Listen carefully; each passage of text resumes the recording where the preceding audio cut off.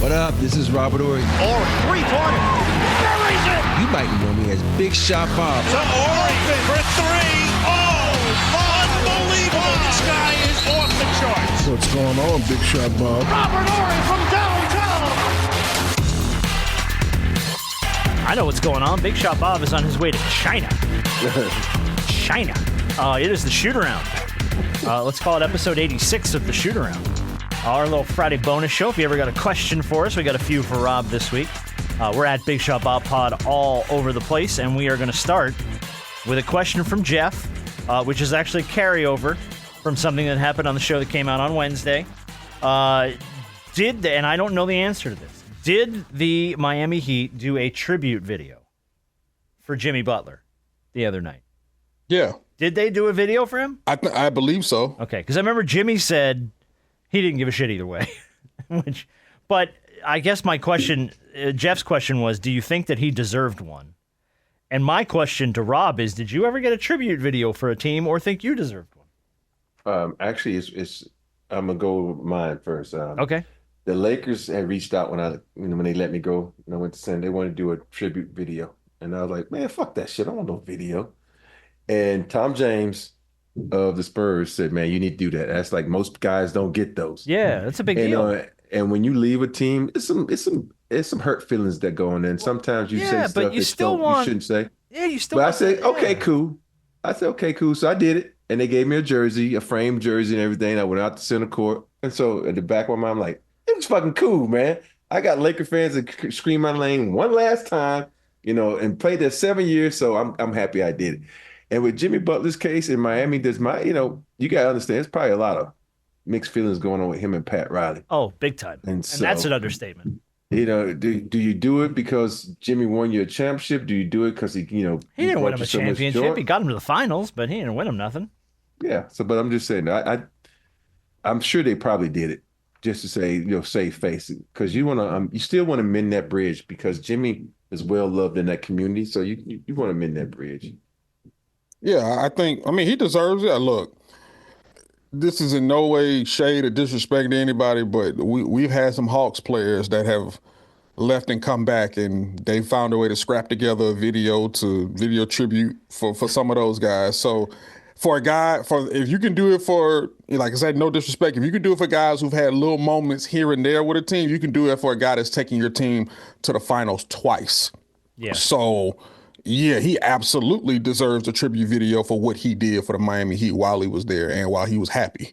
Well, I just think that, while he was happy, yeah. I just think because of the way it ended, it might be like, well, do we do that for him? Because he kind of screwed it, and that was because my thing is, like Jimmy always said, he said, I still got love for a lot of people over there. And I don't think we need to take the fact that he's disgruntled with Pat Riley as though he's disgruntled with the whole Miami organization. That's not the case. We lost a legend this week. Last Friday, we lost George Foreman. Yeah. Passed away at 76 years old. Big George was a two-time heavyweight champion, Olympic gold medalist, defeated and then undefeated heavyweight champ. He beat Joe Frazier in 1973.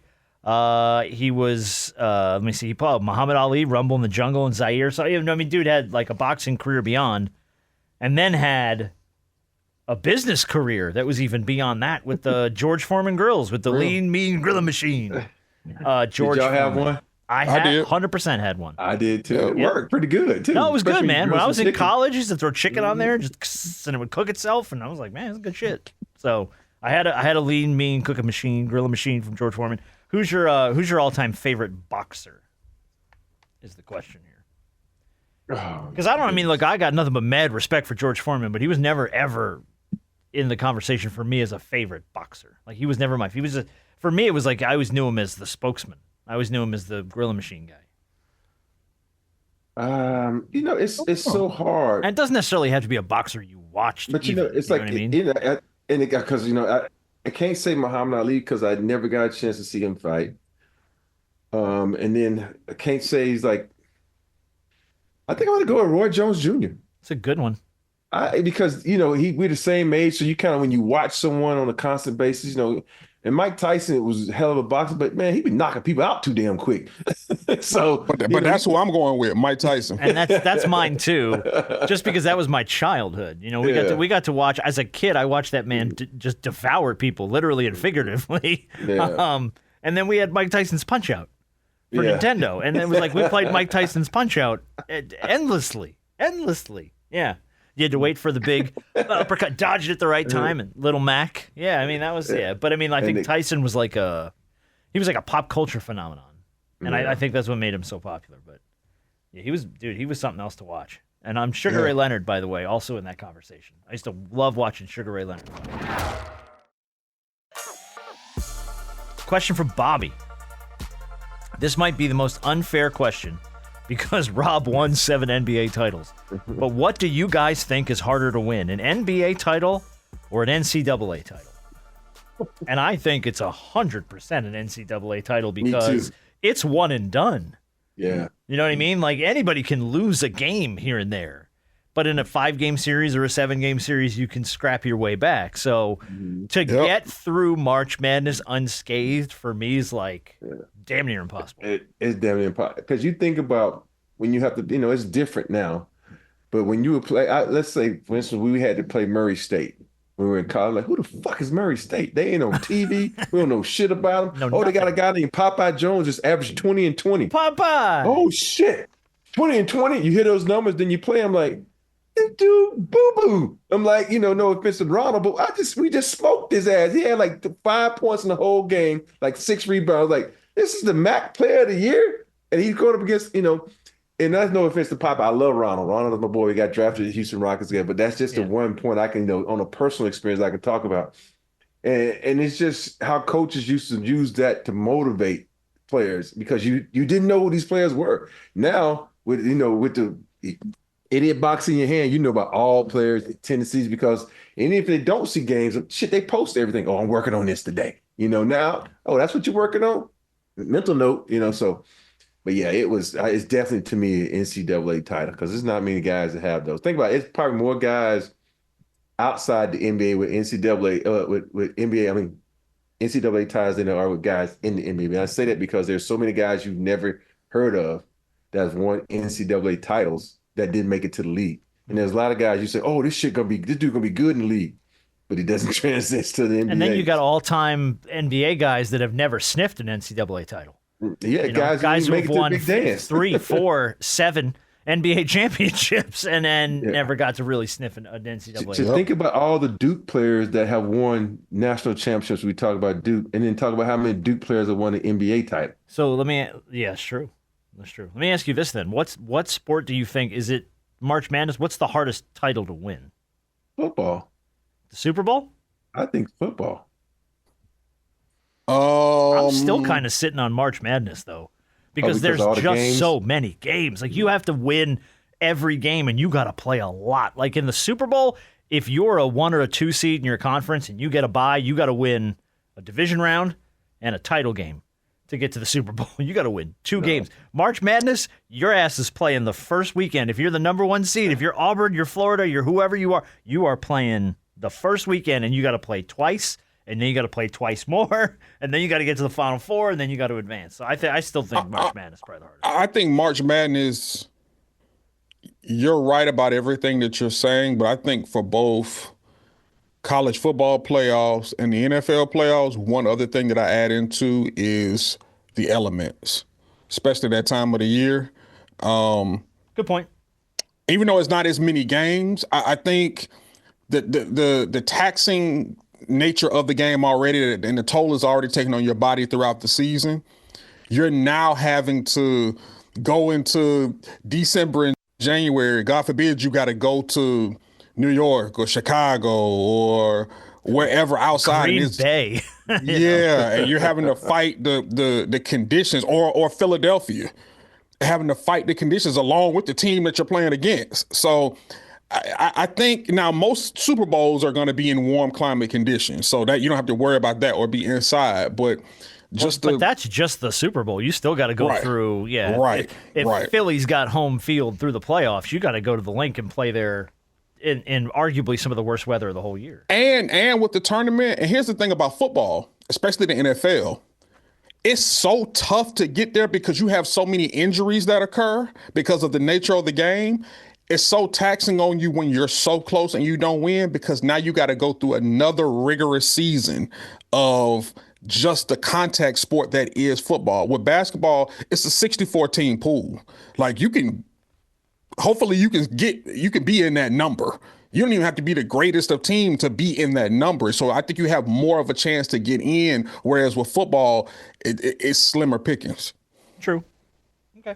Well, you also don't have that many teams in football anyway, with the NFL at least. And I'm with you on college football too, because you got to remember roster turnover in college football is bananas. Yeah. So I mean, there's so many times where it's like you were on the precipice last year, and then your whole defense got drafted, and you got to start over.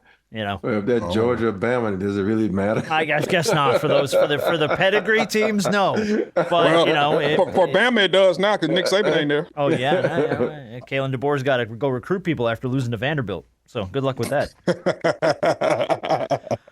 Did you see speaking of high school basketball? Did you see the New York high school basketball coach that pulled the girl's hair?